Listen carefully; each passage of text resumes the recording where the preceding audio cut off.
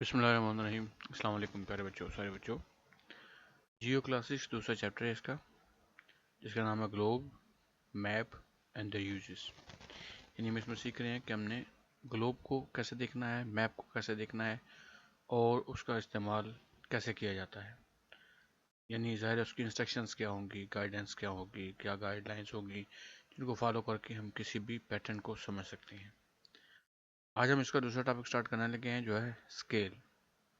Scale हम आमतौर पर क्लासरूम में भी यूज़ करते हैं और उस स्केल का काम ये होता है कि हम फॉर एग्ज़ाम्पल हम नोटबुक के पेज के ऊपर दो वाटर लाइंस लगाते हैं जो डिफाइन करती हैं कि हमारे पास लिखने के लिए एरिया कितना है। फिर हम फर्दर उसको प्लान करते हैं, हेडिंग कहाँ पे देंगे, क्वेश्चन कितने एरिया में आएगा, आंसर कितने एरिया में आएगा, उसमें डायग्राम हम किस जगह पे बनाएंगे, या जो हमने उस पर मज़ीद डिज़ाइनिंग करनी है वो हम किस साइड पे करेंगे। तो स्केल का में फ़ायदा ये होता है कि हम किसी भी चीज़ को पैटर्नाइज करने में, उसको तरतीब देने में हमें आसानी हो जाती है। तो देखते हैं कि ये हमें कैसे हेल्प आउट करता है। यहाँ पे हमें एक मिसाल दी जा रही है क्लासरूम की।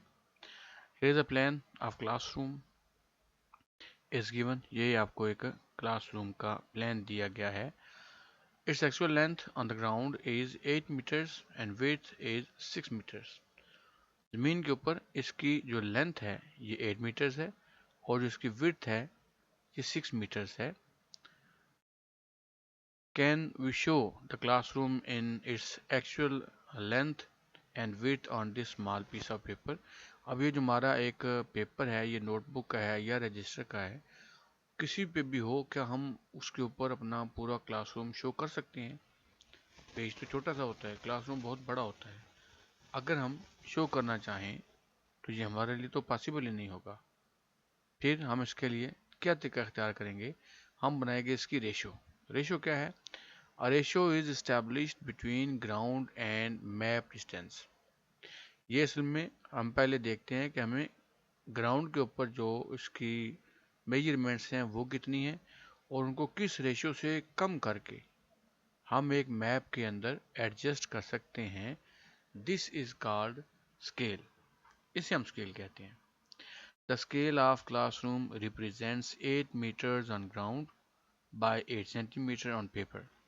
ये जो ज़मीन के ऊपर 8 मीटर्स था, हम इसको पेपर के ऊपर या मैप के अंदर 8 सेंटीमीटर्स की तरह शो करेंगे। इसका हर सेंटीमीटर जो पेपर पे है वो ग्राउंड के ऊपर 1 कंप्लीट मीटर शो करेगा। ठीक है जी।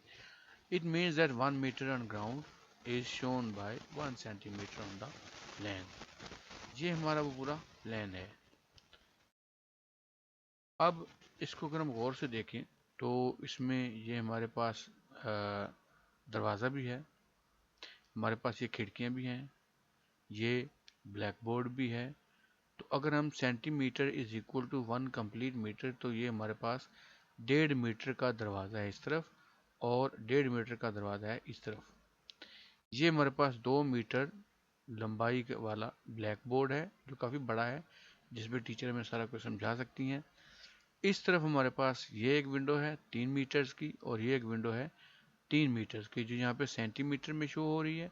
लेकिन हमने पढ़ा है कि हमारा हर एक सेंटीमीटर 1 मीटर के बराबर होगा। तो ये 3 मीटर, ये भी 3 मीटर की विंडो है।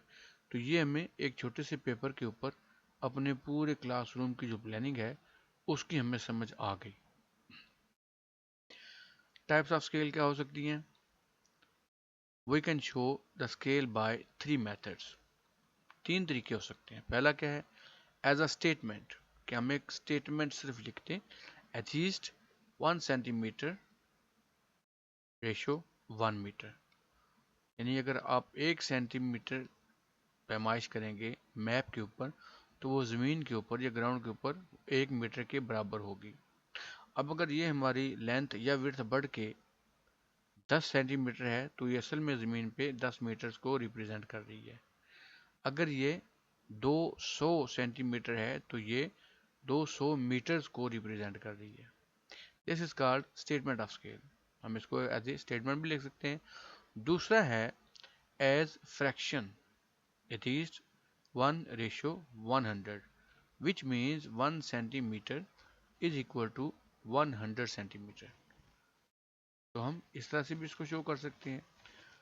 1 meter has been converted into 100 centimeters so that there are same units for the ratio। तो हम इसी रेशियो को इसके हिसाब से आगे पीछे कर सकते हैं, ऊपर या नीचे कर सकते हैं। यानी अगर ये यहाँ पे 10 है तो ये यहाँ पे 1000 हो सकता है। जितने इसको बढ़ाएंगे उतना ही हम इसको बढ़ाते चले जाएंगे। This is called representative fraction, commonly known as RF। RF abbreviation है रिप्रेजेंटेटिव फ्रैक्शन का। तीसरा है इसमें as a horizontal line which shows the ratio between ground and map distance.